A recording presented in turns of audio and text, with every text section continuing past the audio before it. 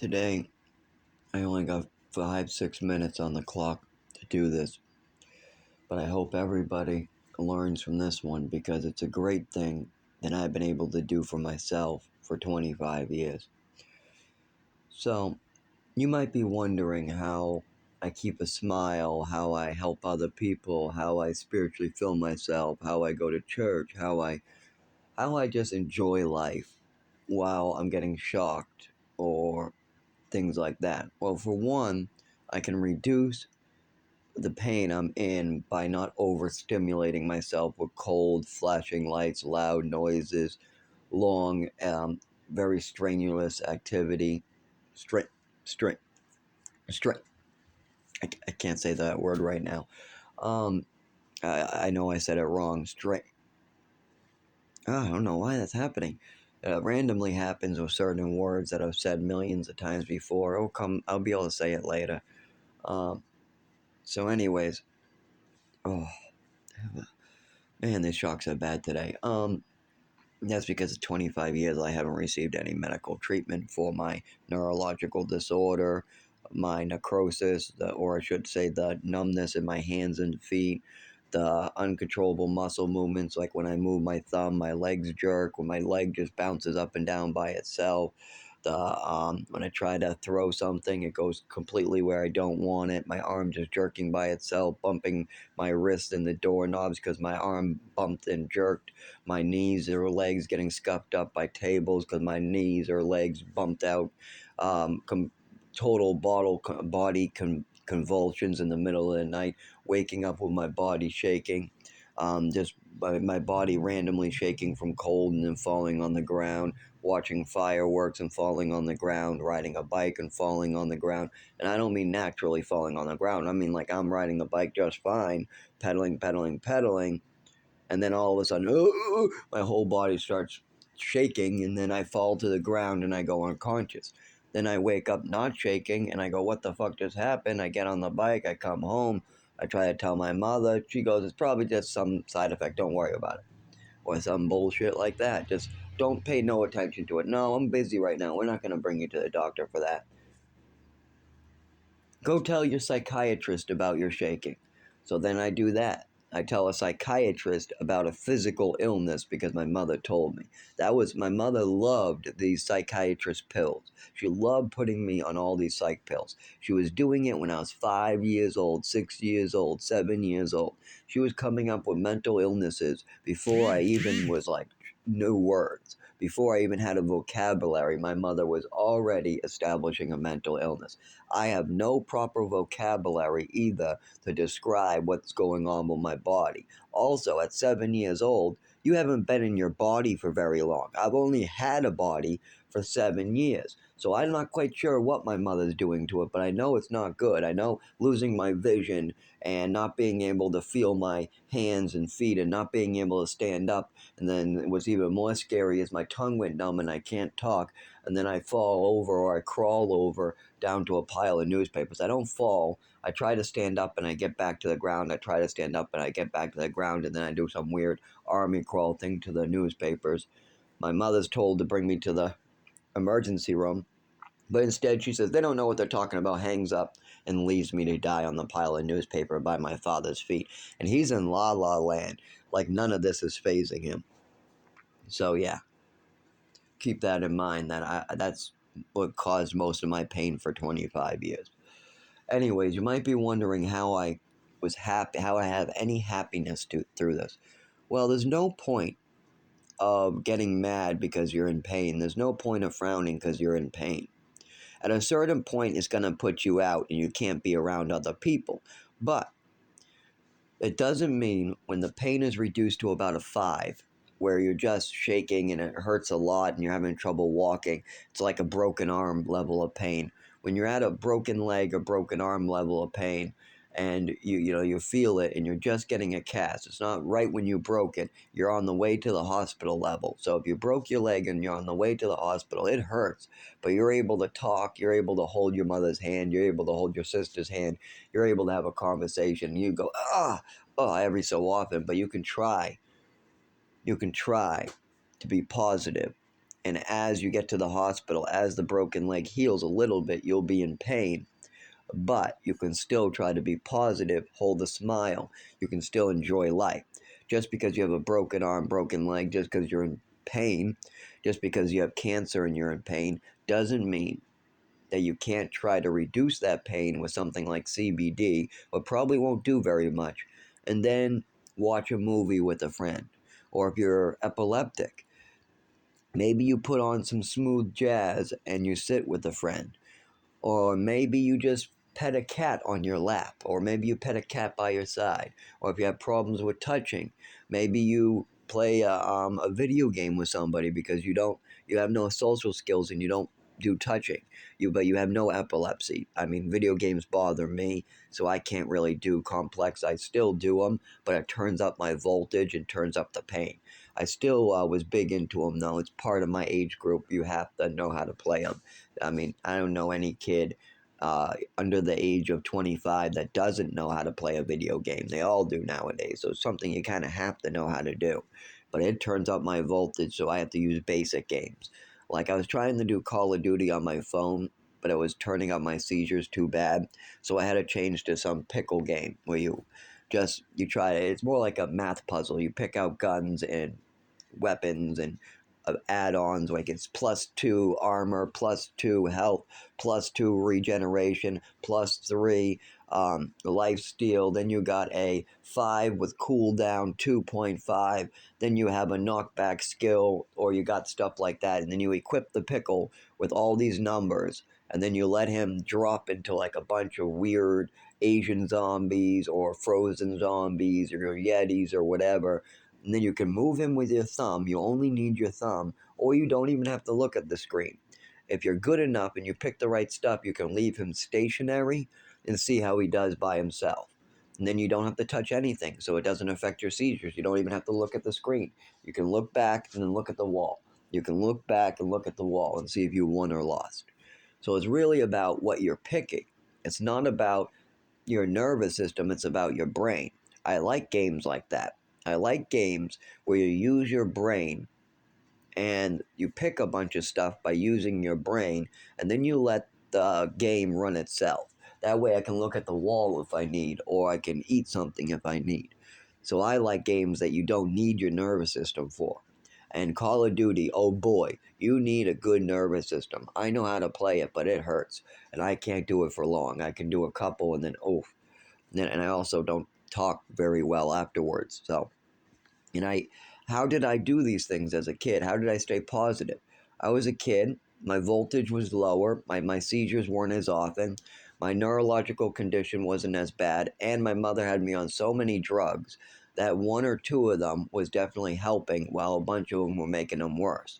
So I might be having spasms in the middle of the night like crazy. Then my morning I'm hungover, then I take the Ritalin and my voltage goes up, but I can concentrate and stay still. So my leg just bounces and my back just gets shocked, but I seem to be able to be still. But then I take a Xanax at the afternoon with a couple others, and then all of a sudden I got my full movement back. And if it's hot out, I do well.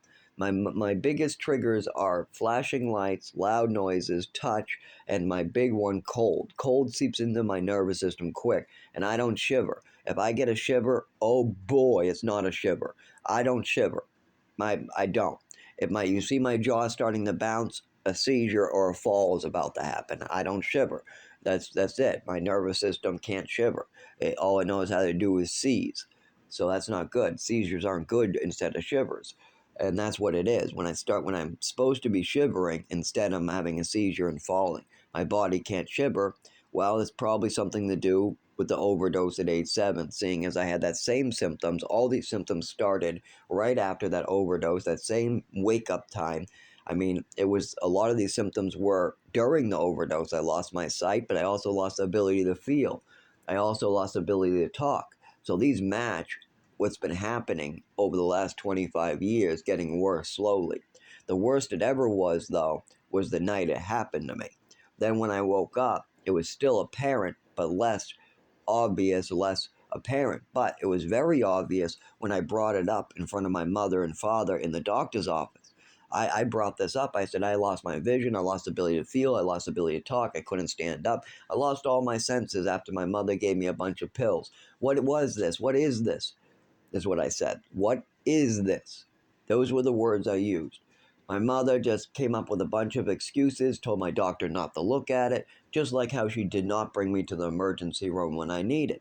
She did something she wasn't supposed to. So now I have to suffer for life. Then we could talk about the Social Security. We could talk about all the other issues, but we're not. Right now, we're going to talk about the positivity, how I stay positive. So, one other way I do this is by thinking of positive things I could do in the future and how I accomplish those tasks. Like, for instance, I want to work with the churches trying to help people that are being hurt by these pharmaceutical companies. So there's a lot of kids out there, 18 to 25, 27. I dated two of them growing up that are perfectly normal. They're born normal, but they're born in orphanages. They start the drugs and giving these kids drugs at the age of 5 to 7 years old. The orphanages usually put them only on 1 to 2. But the adopted parents and foster parents can up those if they want. Now, a lot of these foster parents put them in hospitals over and over where they're injected with medication and held down. On top of this, a lot of them are overprescribed, so they just become a mess. Like there was this girl, Jasmine. She was passing all her classes. She had a boyfriend. She was a normal person. She was well. She never did any drugs. She had no want to even smoke pot. She was anti drugs. She didn't smoke any cigarettes. She was a little overweight, but they had her on one medication at night. And she said that's why she was overweight. They had her on something for sleep. But she said she didn't want to take that med because she said she thought it was messing with her. Anyways, she got in a fist fight with her brother. Now, her brother's 2 years younger. She's like 18. He's 16, and I'm 19. And the brother is about 200 and something pounds. Big guy. Oh, big, heavyset guy. And the girl is a skinny twig, maybe 100 pounds. So he definitely won that fight for sure. He is a big motherfucker. She was a small little twig. But the father punishes her and sends her to a mental institution for a fist fight. In the mental institution, they double and triple her meds. They give her daytime and nighttime meds. They hold her down and drug her just like they did to me because she's screaming and saying she doesn't want to take those pills. So they force those pills onto her.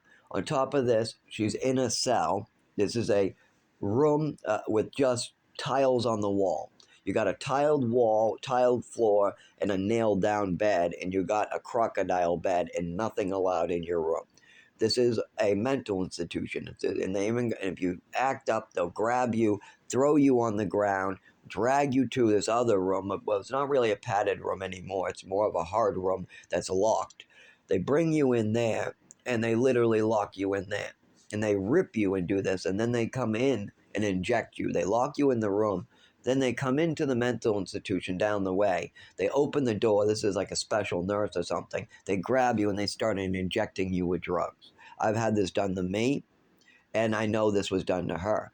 It was traumatic for her. She was crying when she told me about this.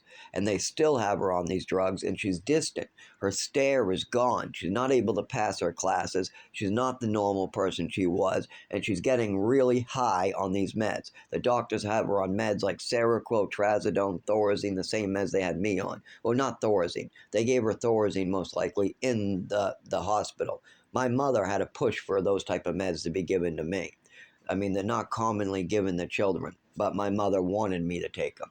But this girl was on her own combo. I knew she was on Seroquel. She told me about the Seroquel, and she told me about some Ativan. She also told me about the Ritalin and Adderall, so we know those were in play. But there was a couple more they added in the hospital for sure. Now, she was just taking Seroquel at night, and she told me when she was normal during the day that it was bothering her at night. She would wake up really, and it was only a low dose of like 100 milligrams.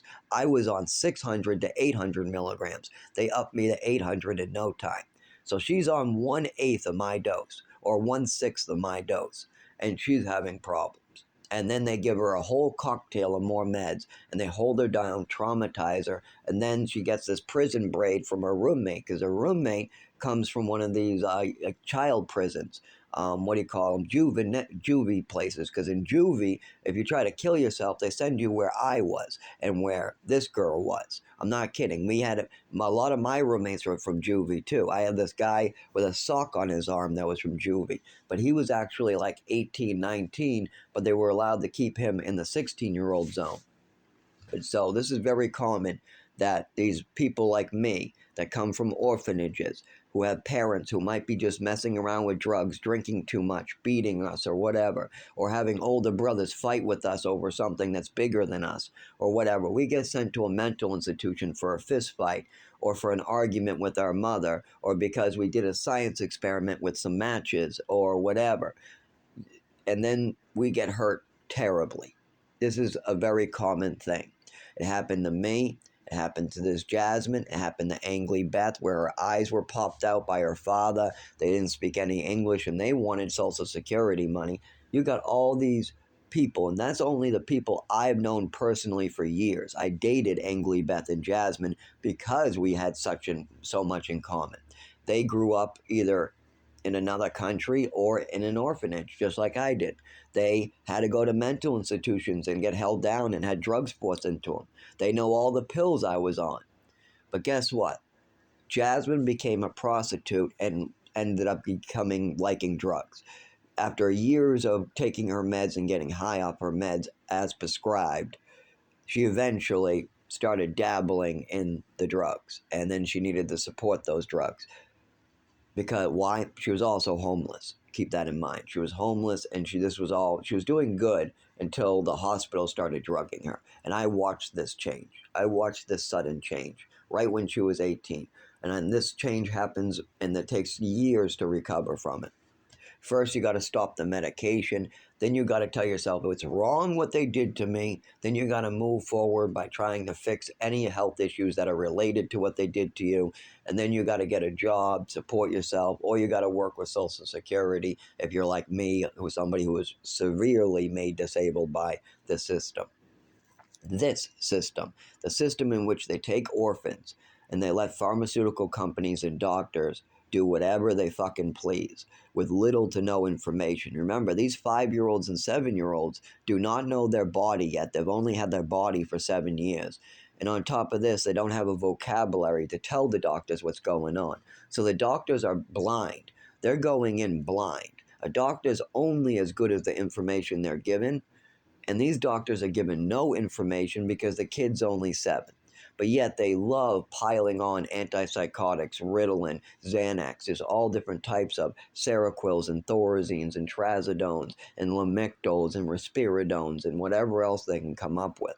And then when the kid doesn't know up from down anymore and is all confused and he's drooling in the morning and he's hyper at night and all this fucking crazy ass shit is going on with these children, they don't know what to do. These children, they're scared.